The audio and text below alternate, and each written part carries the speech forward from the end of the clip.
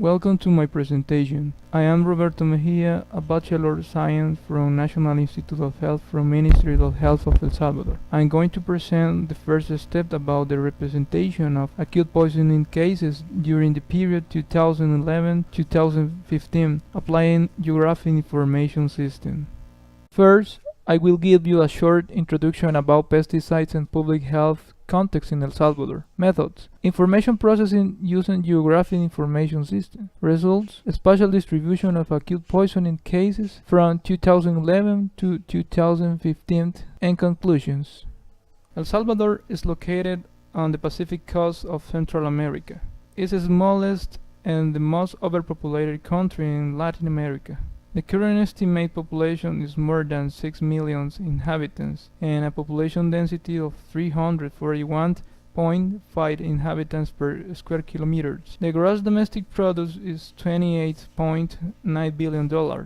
Context of pesticides in El Salvador. Uncontrolled pesticide use and extensive population exposure to toxic. During the period 2005 to 2010, 16 million of kilograms was imported to the country. In 2012, 909 different types of insecticides and 68 different herbicides were sold. The main pesticides most sold has been paraquat. Pesticides in El Salvador represent an important concern to public health due to that each year many cases of acute poisonings are reported. According to data from Ministry of Health of El Salvador, $542.70 is invested by each patient. If we take this figure and multiply by 7,937 acute poisonings by pesticide reported in the period from 2011 to 2015, this would be more than $4 million. And that's first step. Our objective is to show a brief analysis from a database of acute poisoning using Geographic Information Systems. First, we took a database from National Epidemiology Surveillance Systems of El Salvador. It's called GIS in Spanish acronym. We analyzed 7,937 cases of acute poisoning occurred in 262 municipalities from Salvadoran territory. The period from 2011 to 2015. The analysis was made using Geographic Information Systems in Quantum GIS. The information was processed in 4 steps. First, we took the database of acute poisoning from GIS. Second, we select variables such as rates, main pesticide use, cases by gender, and occupational poisoning cases.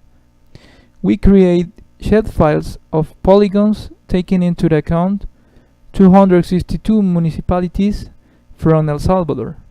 And finally, maps were made to represent acute poisoning cases. Results. In this slide, we show the map of the rate of acute poisoning from 2011 to 2015.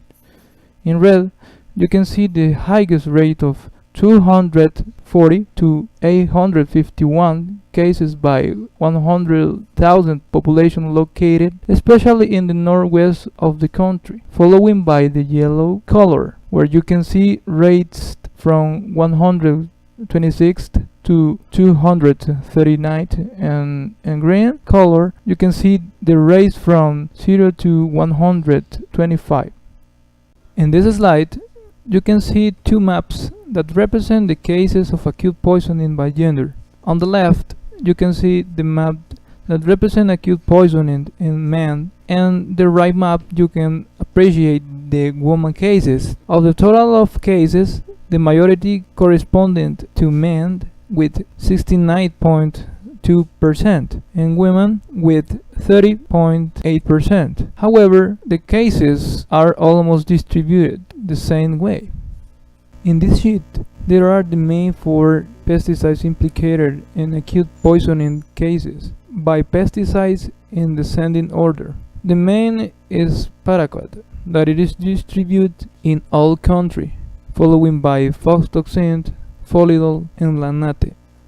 Finally, in this sheet you can appreciate an important map where I represent occupational poisoning cases. 1,362 were reported and are located mainly in the southeast and some cases in the northwest. The most cases reach a maximum of 78. Conclusions. The demand for GIS in the health fields parallels the advancements of health problems. It is an invaluable approach which identifies and maps vulnerable populations, risk factors, and the relationship between them. The capacity of GIS to link acute poisoning cases information with spatial data makes an important support to the progression of the healthcare in El Salvador. In the future, it will be very necessary that Ministry of Health visualize, analyze, interpret, and displays geolocation data through the use of GIS tools, mapping applications, and big data. These new tools have unleashed new modeling techniques previously thought impossible.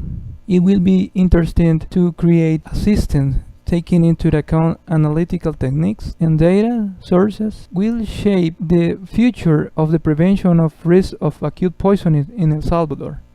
Thank you for your kind attention.